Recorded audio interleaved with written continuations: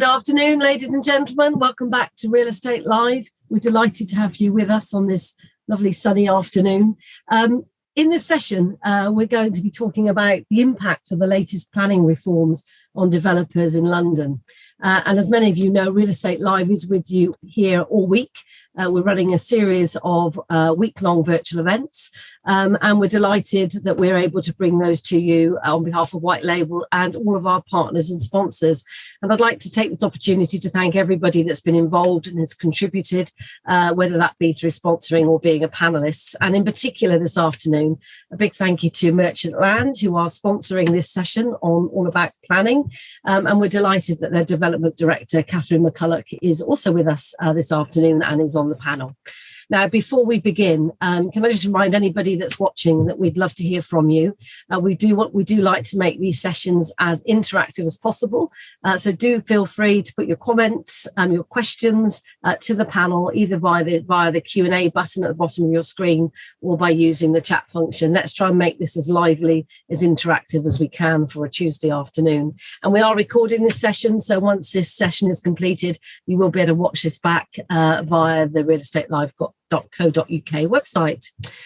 So now I'm really pleased to hand over to our chair for this conversation this afternoon, someone who is a familiar face and name, I'm sure, to everybody, to Melanie Leech, Chief Executive of the British Property Federation. Over to you, Melanie.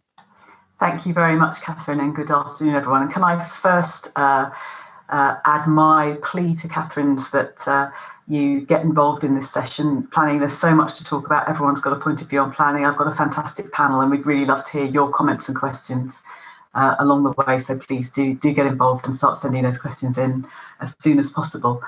For those who don't know me and the BPF, I'm the Chief Executive of the British Property Federation, which is the membership association for anyone who's involved in real estate in the UK one way or another, whether it's a developer, an investor, a planner, an agent, a lender. We have all sorts and a wide breadth across our membership, large and small businesses too.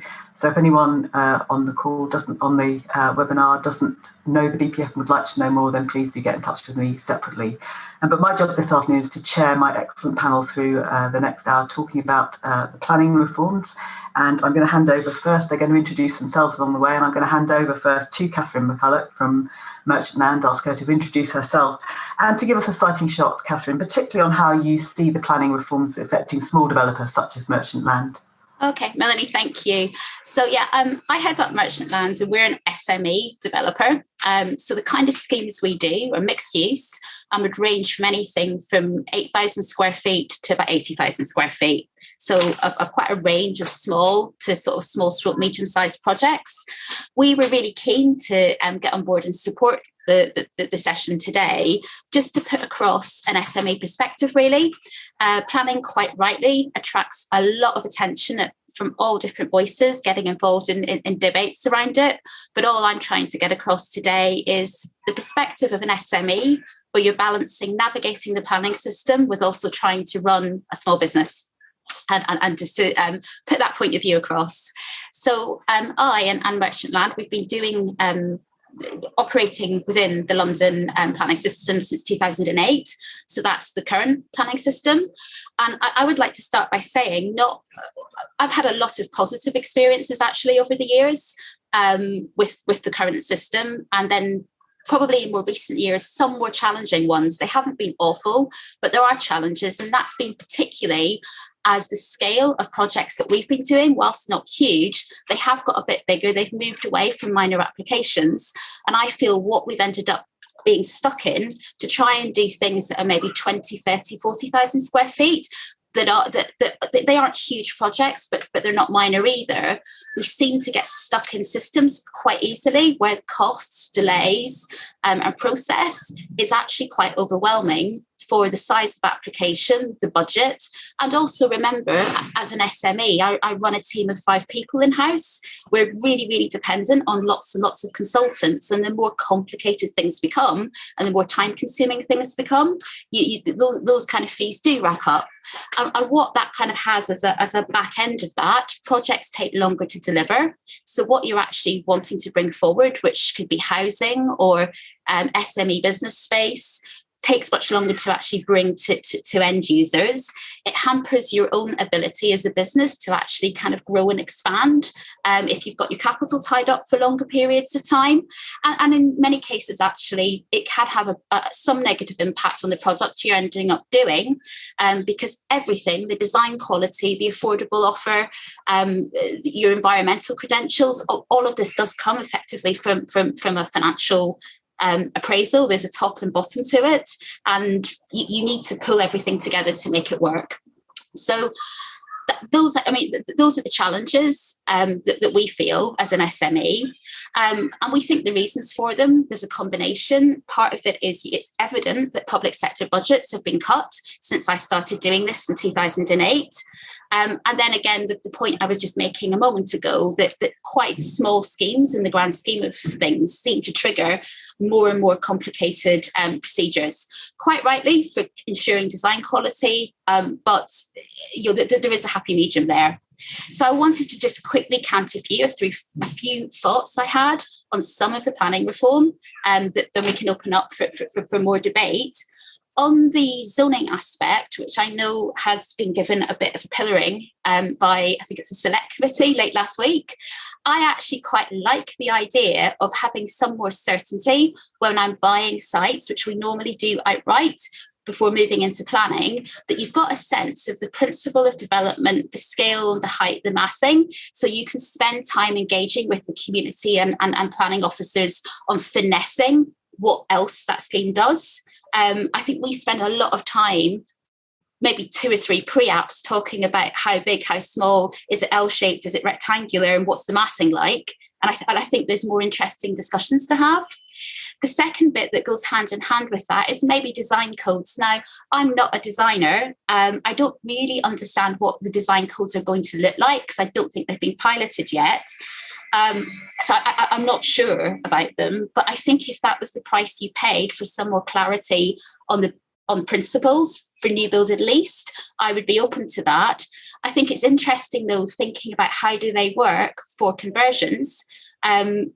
With the sustainability and climate change agenda, there's obviously going to be a much more of a push to looking at what you can do with existing buildings and embodied carbon. So I'm not quite sure where the design codes work with those kinds of projects, or if they're intended to apply to that. Moving quickly on, I've got two and a half points left. For Paterson development rights, which is not the planning bill, but obviously planning reform at the moment, I really understand the risks and concerns around that. Actually, as a developer, I've never done a PD scheme, but I do think there must be an opportunity there as we want to drive more towards conversion, as we're discussing about central activity zone planning, about trying to bring more residents into suitable parts of cities. If you look at PD and maybe play around with it, that does give an opportunity for wider ranges of developers like myself to help deliver projects like that. I was going to touch on it. It confused me why the environmental bill and planning bill were kind of both coming down the train tracks, but not together. But I think the UK Green Building Council and a load of signatories have made that point really eloquently on Friday in an open letter. So I'm not going to repeat it. But the last point I wanted to make was on the community engagement piece of reform. It might surprise people, being a developer, that I say this, but I'm actually not comfortable with a scenario where on individual planning applications, you've kind of front-loaded the engagement, if that's the idea of this. I still think it's important that you're interacting with your neighbours and community as you bring forward individual schemes, partly because I find in practice that clears the way for good practice during construction and building relationships when we ultimately deliver the sites in the future and people move in. So that was it really, the SME perspective from my perspective. But I would also stress with planning, there's so many different voices and opinions. And I think that's what makes today fascinating. Thank you very much, Catherine. And I think we'll come back to design codes and indeed to community engagement as we go through the session. I can see one question coming already, so thank you very much for that. But before we get on to those, let me allow the other members of the panel to introduce themselves. And we're going next to Matt Patterson, one of two of local authority representatives on the panel. So Matt, how do council planning teams view the proposed planning reforms? Are you positive or does the heart sink? Thanks, Melanie. Hi, everyone. Yeah, I'm Matthew Patterson, so I'm the head of spatial planning at Hammersmith and Fulham. So my team in particular, we deal with the plan making process, but also with design, conservation and infrastructure planning. Ideally, I mean, we don't think there's significant issues with the current planning system. Obviously, there's always improvements that can be made. I think the move to a zonal planning system requires a wholly different mindset to the kind of strategic planning that most of us are familiar with. It certainly demands more precision and clarity in defining what is suitable in each location. Broad brush definitions of the terms like substantial development, gentle densification, or more stringent planning controls of the kind that you kind of find in the current national planning policy framework just won't work in a zonal planning system. General experience of these systems elsewhere globally highlight that they're highly legalistic. They don't avoid disputes, but rather move those from planning committee or appeal inquiry into the courts. Therefore, I don't think it should be assumed that zoning will result in a general simplification of planning. In practice, it simply moves much of the work currently done in handling planning applications to the plan making stage and doesn't really reduce overall demands. For local authorities, it's likely to require us to look at a completely new skill set, if you like. In particular, those that currently do outline planning permissions and the like for major developers and get them on board to essentially write outline planning permissions for large parts of local authorities. And certainly it's going to require local authorities to front up significant financial resources to manage those. And then there's some aspects, obviously the white paper doesn't really deal with the detail, but there's important aspects of planning that are just simply absent from what was in the white paper originally around waste and climate change, heritage, assets, hazardous substances, which none of which appear to fit easily into the kind of system that the government's proposing, if you like. And finally, I think the proposals with more centralised control nationally, with a predominantly one-size-fits-all kind of approach, there is a significant concern, we think, around undermining the roles of councils in managing development in their local areas, and obviously the perception there of residents and how they engage in that planning system and how they ensure that their voices are heard locally and that they still can have an influence over development at the development application stage in particular. Thank you very much, Matt. There's a theme emerging already, which I'm going to ask Mike Saunders, our next panellist, to pick up on around community engagement and how important that is, both for councils and developers, and whether or not you think the new proposals impact positively or negatively on that part of the process. Thanks so much, Melanie. Hi, everybody. I'm Mike Saunders, CEO of Commonplace. Just as a bit of context for those of you who haven't heard of Commonplace, it's a digital engagement platform for places, and we've engaged over 3.5 million people in conversations about the places that they live, work or play. And what we try and do is make it easier for everybody, for planners, developers and the community, through getting high reach, different types of people involved, having a continuous conversation and then collecting robust data that allows better decisions to be made.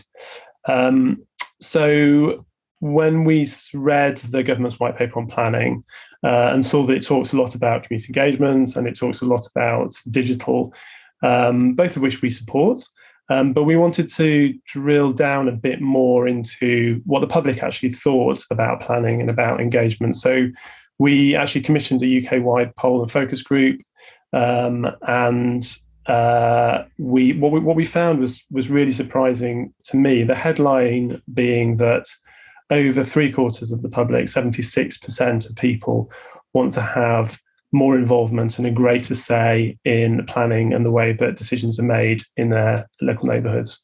I didn't think it would be anywhere near as high as that. But there are many barriers as well.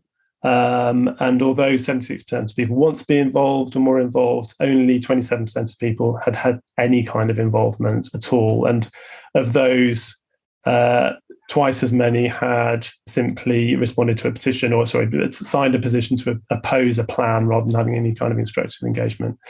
So the barriers that exist are around lack of awareness. Half people had never even heard of anything going on, around trust, which is very, very well rehearsed, but less than a third of people thought they had any influence.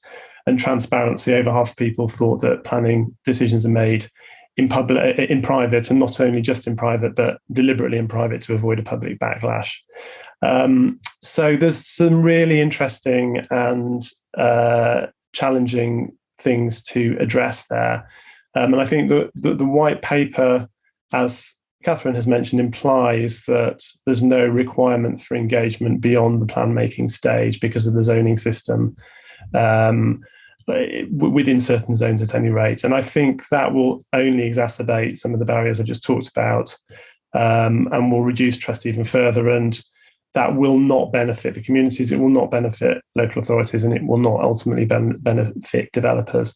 So, what we're interested in is projects where, and approaches where openness creates social proof, if you like. So neighbours seeing other neighbours taking part, which drives more trust, gets more people involved.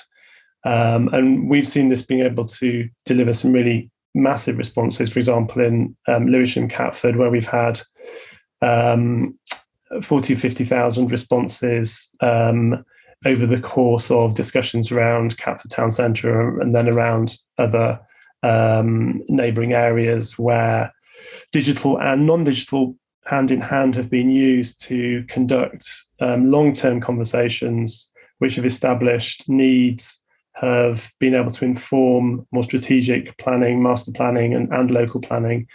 And they've then created an active community of people who are already interested that developers are now starting to be able to tap into. And they're talking to an engaged community, but also a community who has greater knowledge because they've already been through many of these conversations. So I think to be effective in the planning system, engagement must be a conversation and not just a survey.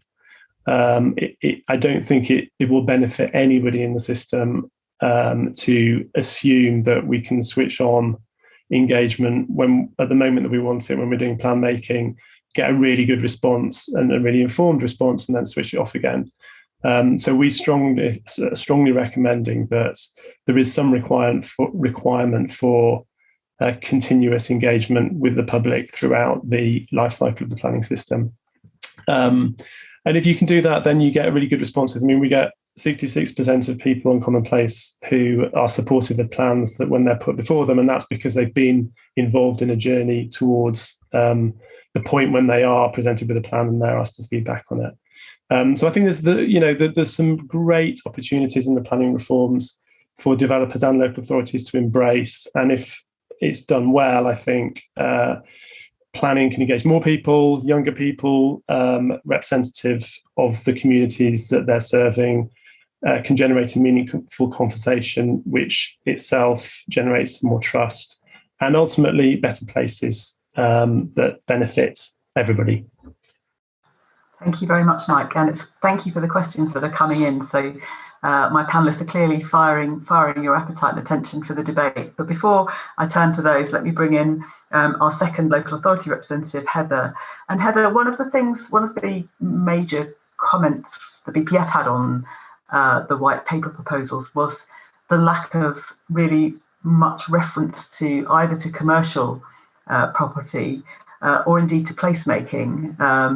The proposal seemed extremely focused on house building, and whilst that's clearly a critical priority at both national and local level. It felt to us as if they were really missing a trick by not focusing on placemaking and all of the different elements that are needed to bring together the right sense of place and facilities and amenities of place. So I'd be really interested on your views on whether or not these proposals are broadly positive, negative, or not the right proposals to impact on regeneration plans and broader placemaking.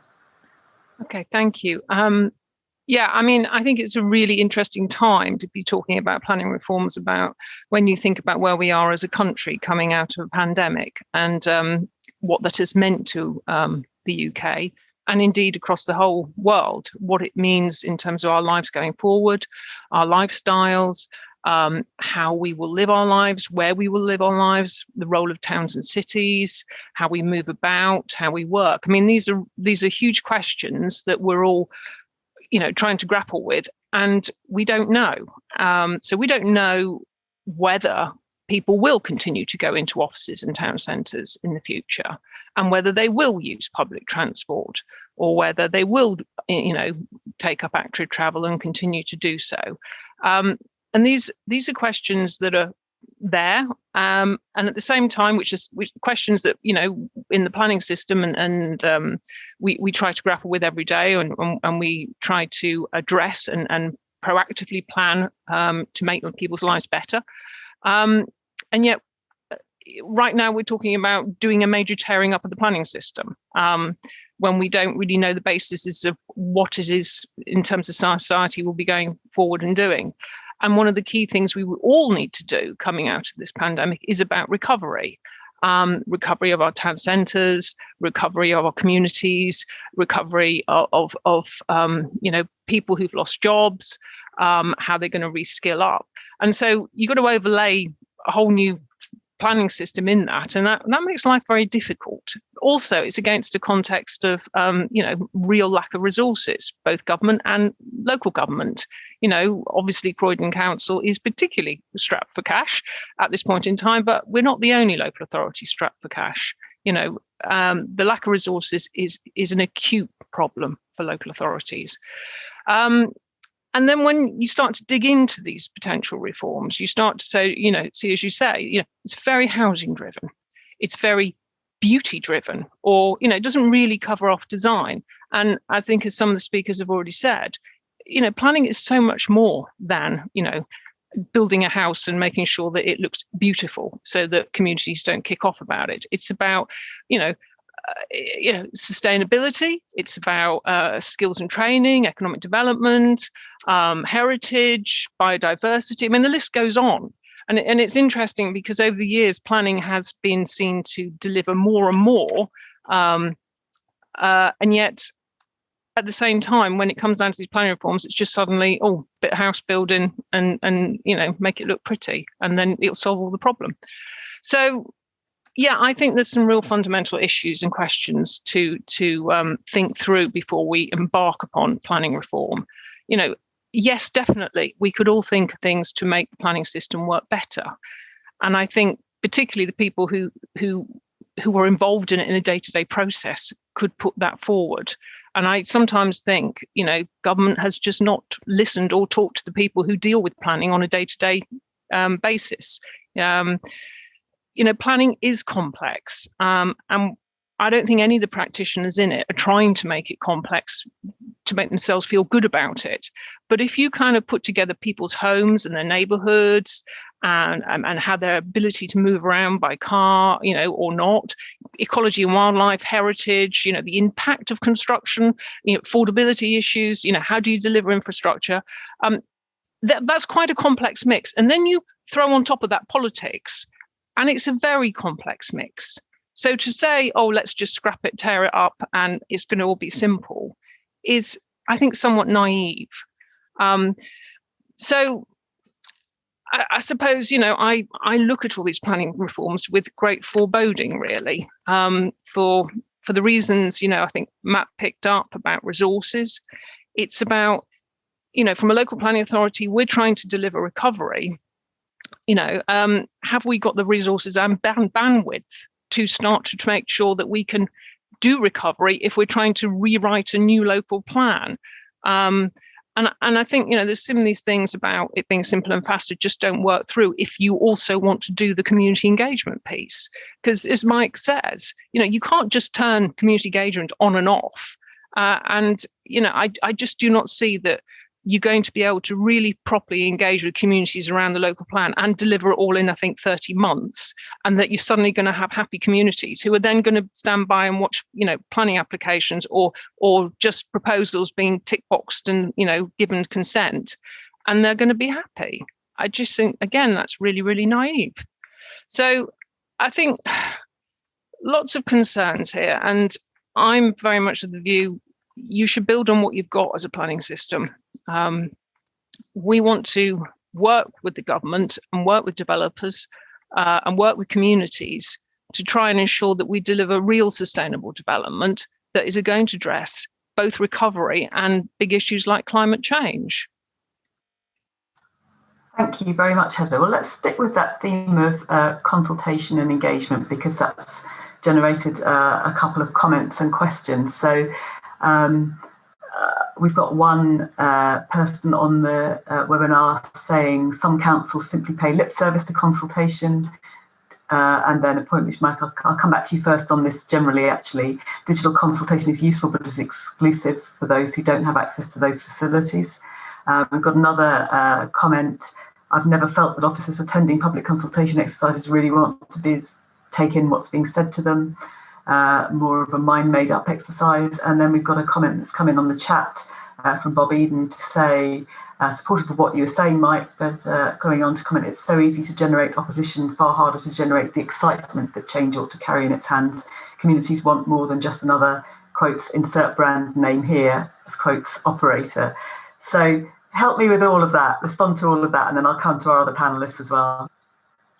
Well, okay. Let me start off with the point about digital consultation being useful, but it can be exclusive. So I think the first point I'd say is that any engagement strategy has to be hybrid from here. I mean, there's been a huge increase in digital engagement and consultation over the last 18 months for obvious reasons.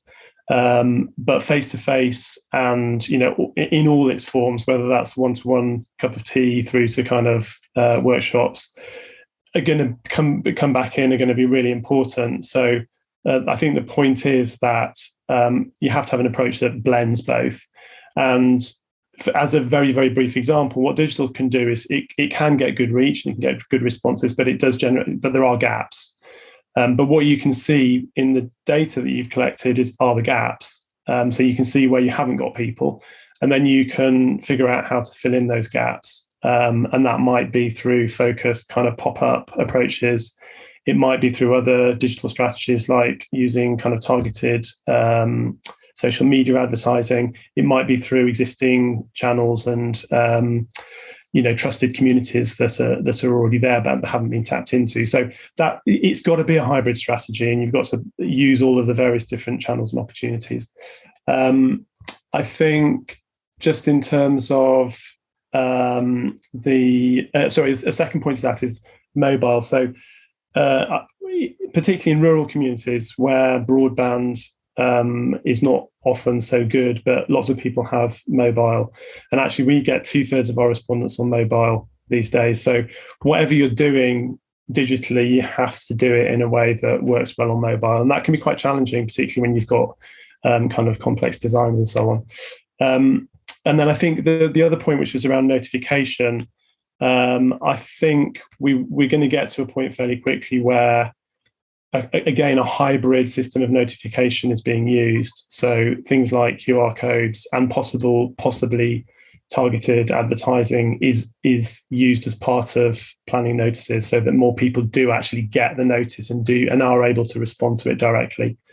Do you want me to carry on, or would you like to go to the panelists? I can't hear you, Melanie. That's embarrassing, isn't it? Forgetting the old mute button. You'd think we'd be used to it by now. Draw a breath, Michael. Let me bring Matt in. Yeah, well, broadly, I agree exactly with what Mike said. we always put community engagement. I don't think it's lip service, certainly not at the plan making stage, and certainly not at the planning application stage. That tends to be where I think it is difficult for communities to engage in plan making in particular, mainly because you're talking about broad concepts, things that don't normally affect people on a day-to-day basis. It's only until, you know, the neighbouring development scheme comes along and people realise, you know, it's going to impact their rights to life, their ability to park in the street and do everything else, that they engage in the planning process at that stage. And that's why planning committee is so important as well, and that democratic process of having at least, you know, local councillors determining planning applications that affect local people's lives and the character of place, not just for the current day, but for future to come. And that's why public participation across planning is really, really important. And yeah, there is more we can do, I think, in the planning to probably around more education of what the role of planning does, and so that people understand, because there is a single narrative that's coming out of government about planning is just a barrier to housing delivery and why you can't get into the housing market, where that's not quite what planning does. We look at areas as a whole, and we look at how you develop areas in a sustainable way that maintains what's good about a place and improves what's not working, really. So yeah, I think there's a lot we can still do and should be doing, and hopefully the reforms see the benefits of public engagement in that process. Thank you. Catherine, you also touched on engagement in your opening remarks. Do you think it's easier for a smaller developer to get this right, or to get closer to getting it right? I mean, yeah, it's interesting actually, because the schemes that I do now are a mix of still very small ones and some slightly larger ones, because over the years, obviously, my career is built, the business is built, so you scale up a little bit. And I used to find when I started, my first ever scheme was 8 flats and 10,000 square feet of commercial. It was a conversion. And when I was doing things like that, I did, just because as well I didn't have any money, I was doing most of my engagement myself with the design team. And it was lots of cups of teas in people's living rooms and talking to them, or taking them out for tapas, and really building human relationships. And obviously, kind of when we're looking at something where you've got multiple businesses and estates and residents around you, we've tried to keep that ethos, but then obviously we've had to bring more people in to get involved, and that even if you look at the difference between dealing with a small scheme of 8 units and a larger thing sitting maybe on an acre of brownfield land, I actually do find it challenging to try and keep the balance between the ethos and doing it effectively and efficiently as well. And we're still small, so I do think it's maybe easier with a small team, smaller.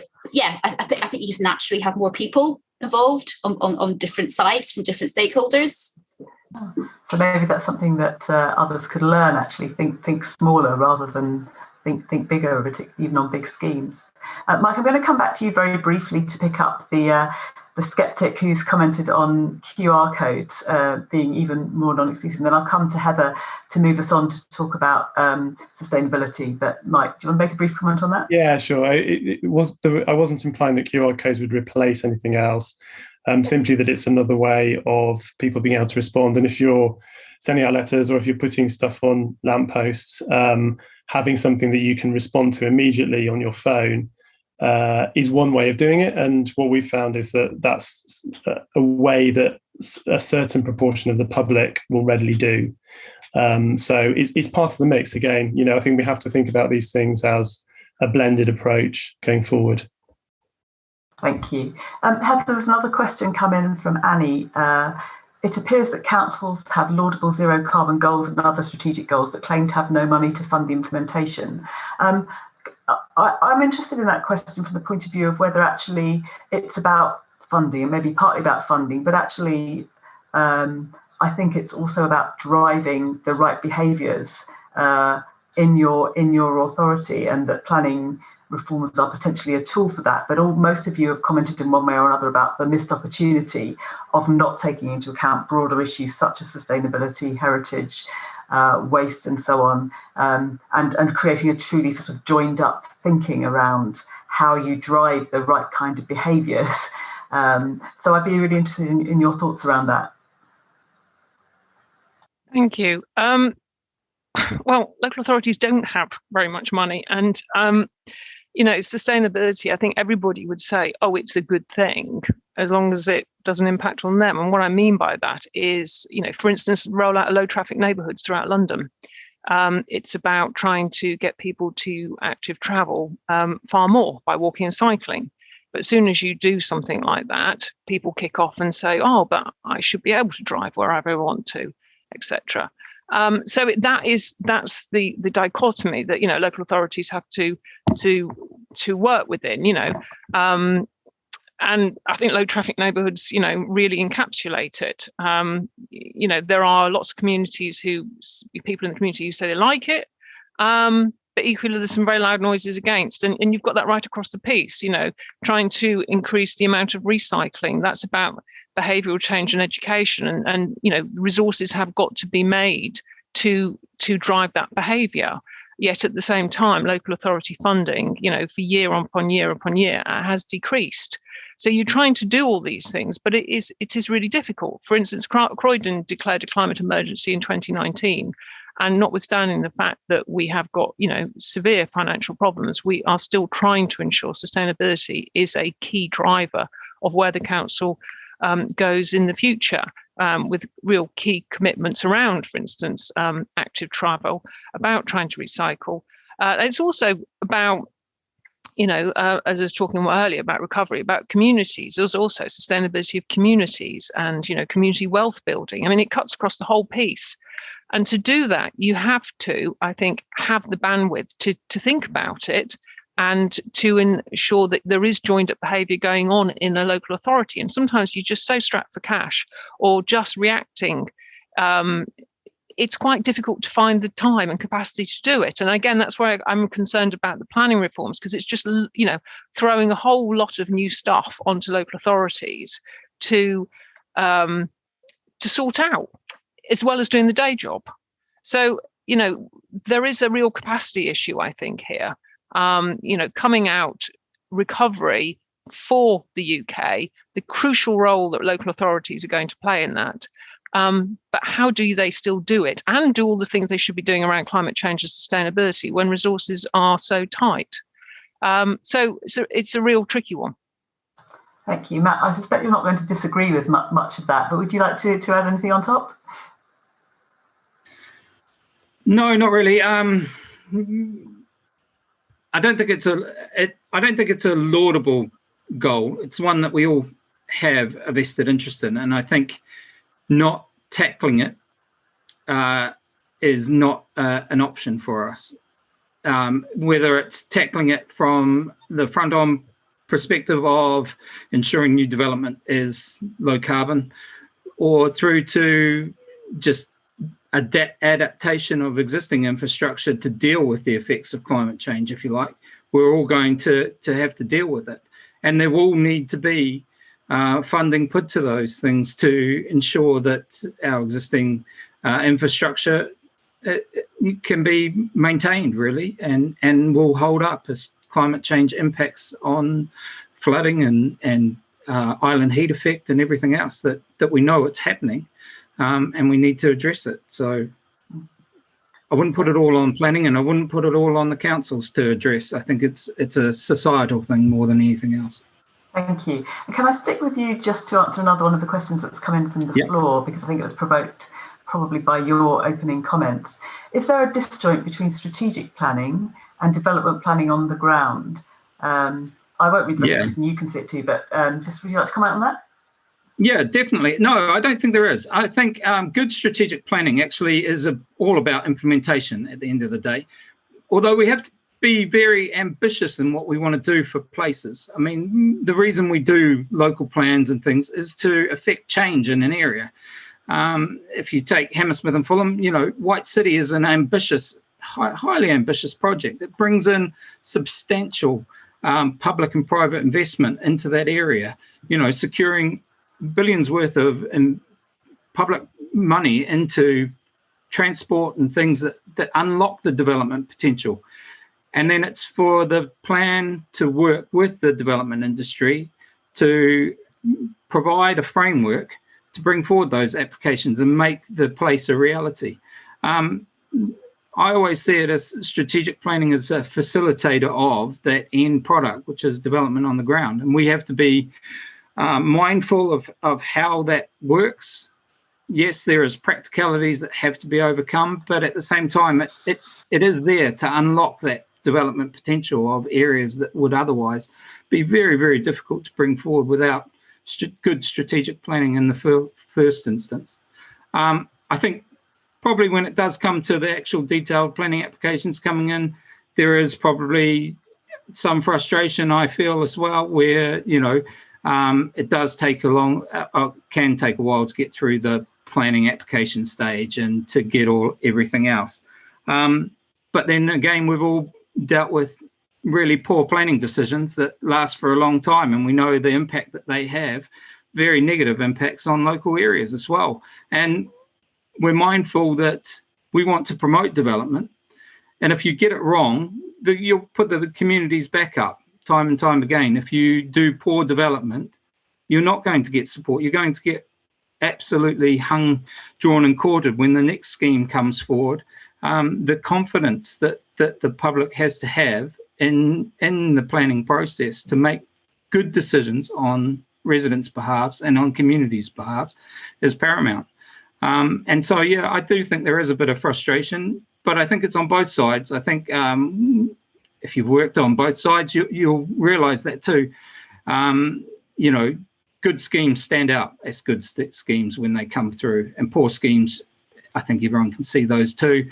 And they are the ones that require a lot more resource and time and effort to be put on both sides. So yeah, I think there is a bit of frustration on both sides. Thank you. Heather. Thank you. I think this is fundamentally how well a local planning authority works, really. I mean, strategic planning, it's about having the plan, it's having the vehicle, the documents, and local plan is obviously key to that, but a series of master plans as well. And you may have some design codes that filter down that sets out what is the vision for the local planning authority, so that the development management team can then easily translate that through and take that into, making decisions on planning applications. And I think it's really important that, in local planning authorities, there's a real holistic approach to development management. So, for instance, in Croydon, we have a very integrated spatial planning and development management team. And, they're involved in all the pre-apps in terms of placemaking. And in fact, recently, because of the massive amount of planning applications we've had in, one of the ways we dealt with it was getting spatial planning planners to work on development management caseloads as well. And that, really helps break down barriers. And there's a real seamless working across the piece, which is facilitated because everybody knows about the placemaking and what it is we're trying to achieve in Croydon from planning and from the development management application side.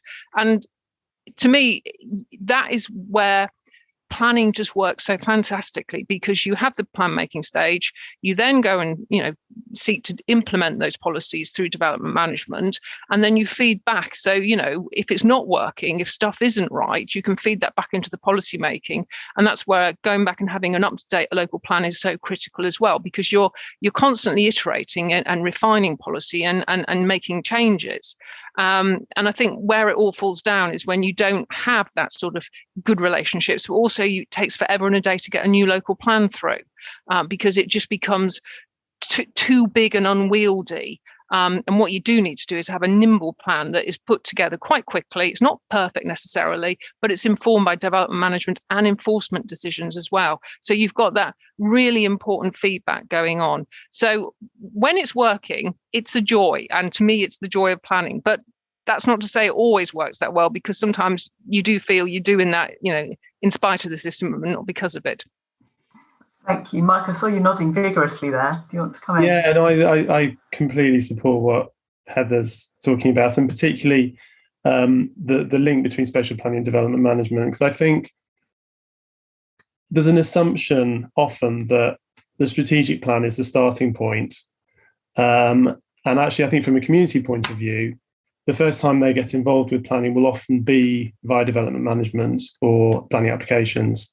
And I think that's really important, because most people, will first have an encounter with something that's happening in their very, very local environment, something that they see every day, maybe where they walk their dog or take their kids to school or, whatever.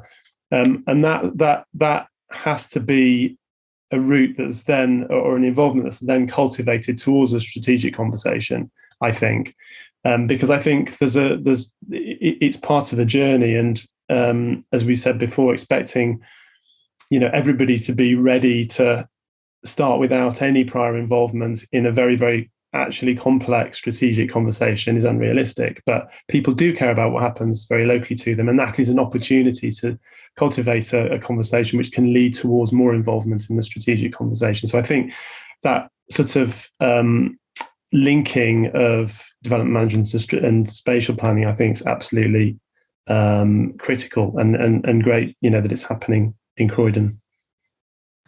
Thank you. Catherine, I'm going to come to you next with a question that you provoked, I think, in your opening comments. I'm a planner, says our attendee, and I don't know how these design codes are supposed to work. I feel there's too much design-led planning and not people-led planning. What do you think? Yeah, I mean, I came into development. I've been working in property for 20 years, but the first sort of 7-8 years I was doing property, I was funding basically developers. I worked for a bank, worked for Royal Bank of Scotland, and then moved over.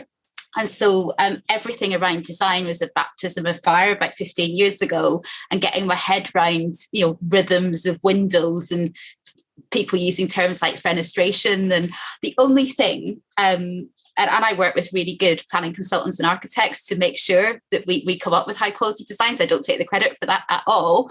But I do think, particularly on the engagement piece, I'm not maybe directly answering the question, sorry, but if I find it a bit confusing and complicated, and I've been doing it for the guts of 20 years, I think we've got to be really careful with design codes and how we're talking about design with people that don't come from a design or property background at all, that it is around people and how they live or how they use spaces.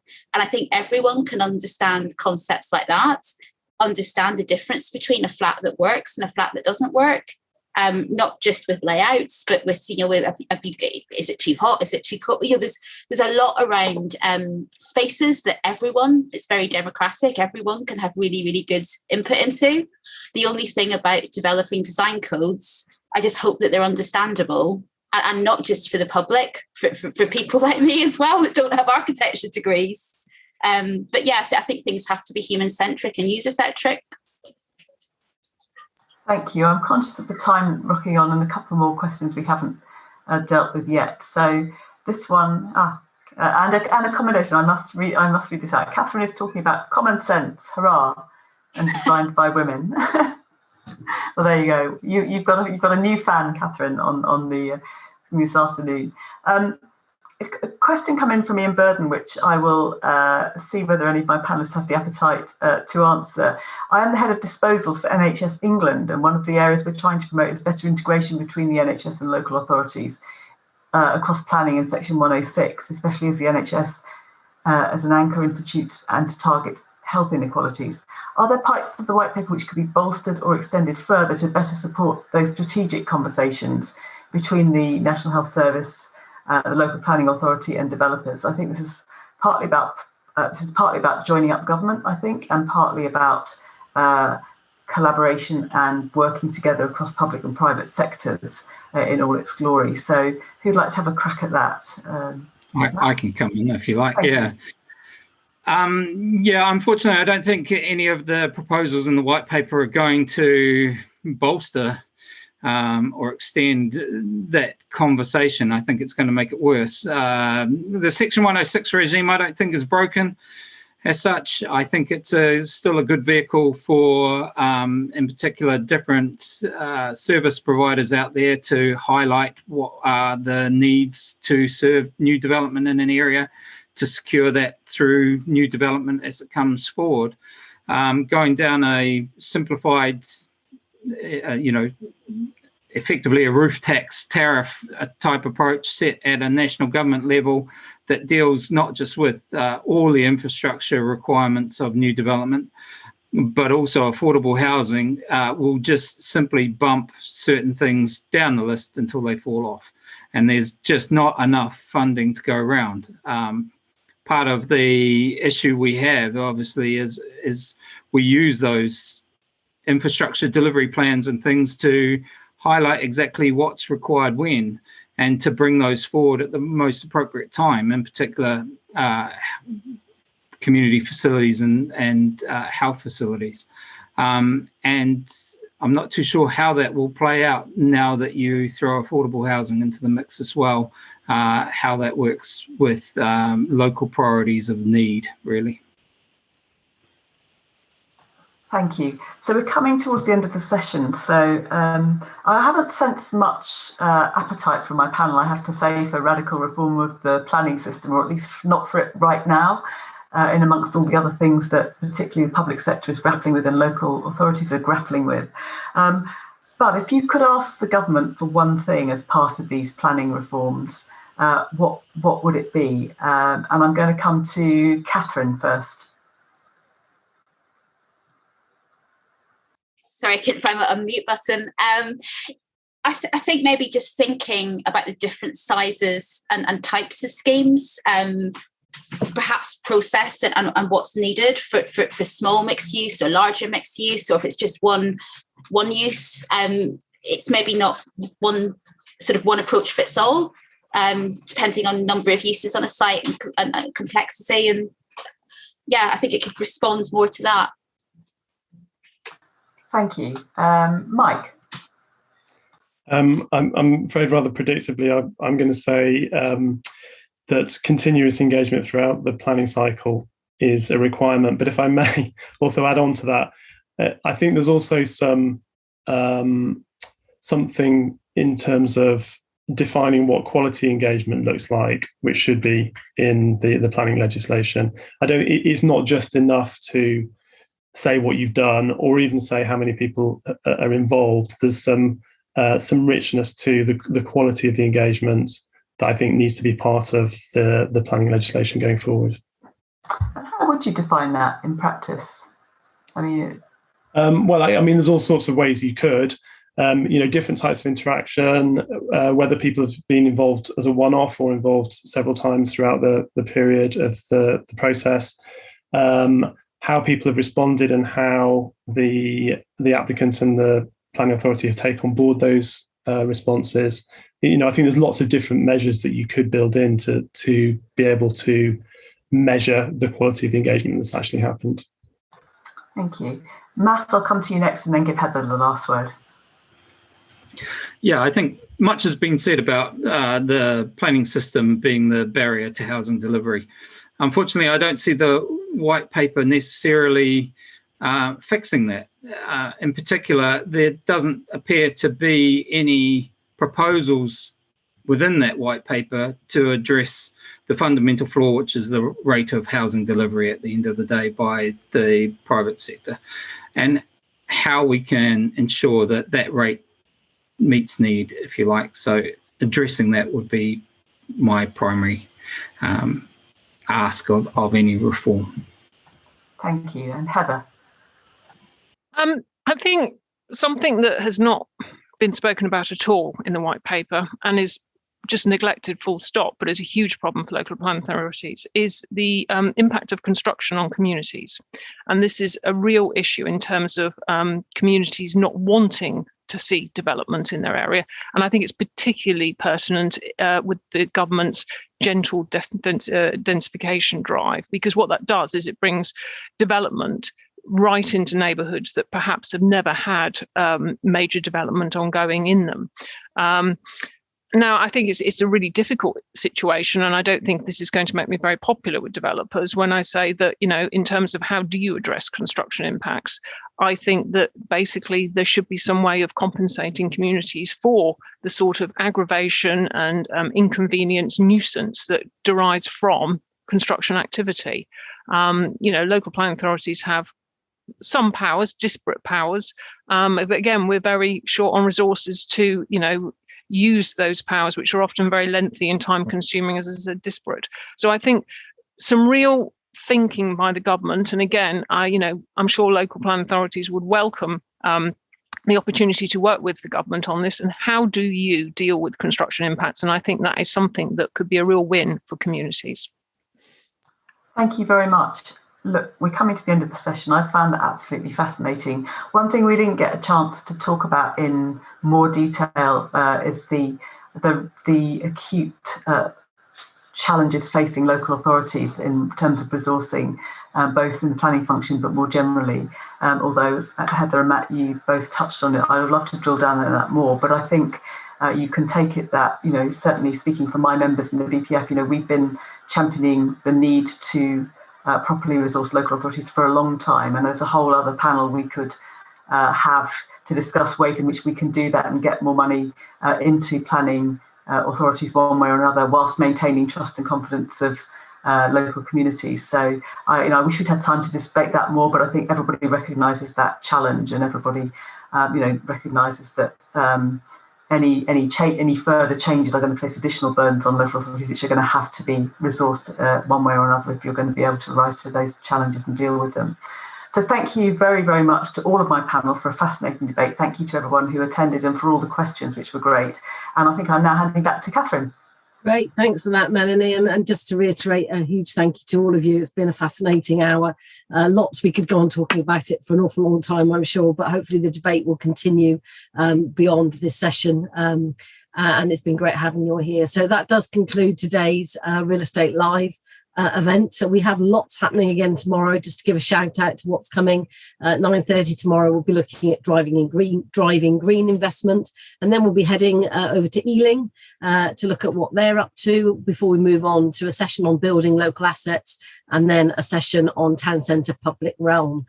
So loads more to talk about. Oh, and even more coming up. Look, a lunchtime talk with Jason Longhurst, and then a session on redefining town centres. So no chance to be bored. Lots going on here. And we do hope that you will all join us either tomorrow or either before the end of the week on another Real Estate Live session. But for now, thank you to all of our panelists. Thanks for watching, and we'll see you soon. Thank you very much. Bye-bye.